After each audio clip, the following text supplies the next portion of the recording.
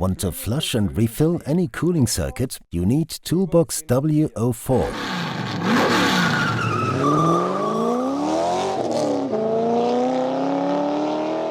Why does the cooling circuit need to be flushed in the first place?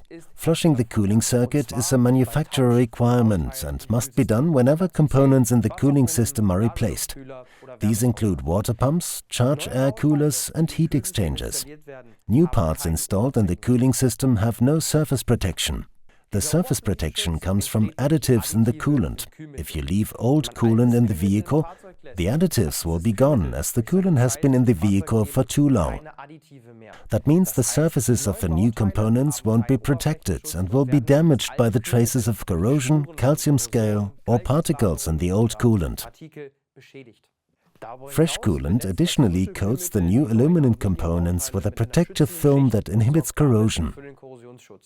So you need to do more than simply top up the coolant after fitting the new parts. Instead, the whole cooling system must be cleaned by flushing it.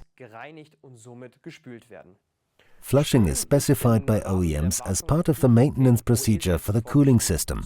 Manufacturers such as VW, Mercedes and BMW stipulate it for certain engines. In the past, only authorized workshops were able to carry out flushing in accordance with the manufacturer's specifications.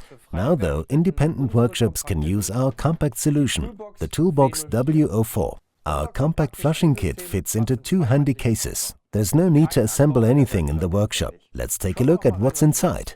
The first thing we find are lots of hoses. Don't worry though, instructions are also included. The connections have been designed so that they can't be mixed up. They are also numbered to make connecting everything even simpler. Here we have our adapter for the container for fresh coolant and fresh distilled water.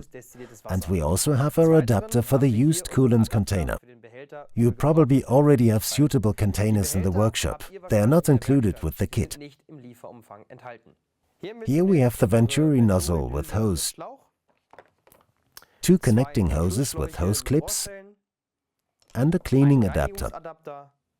This case also contains the valve block with manometer and our inspection glass for comparing the fluid. Now let's take a look at case number 2. Underneath the instructions you'll find the star of the show, the pump for flushing the cooling system.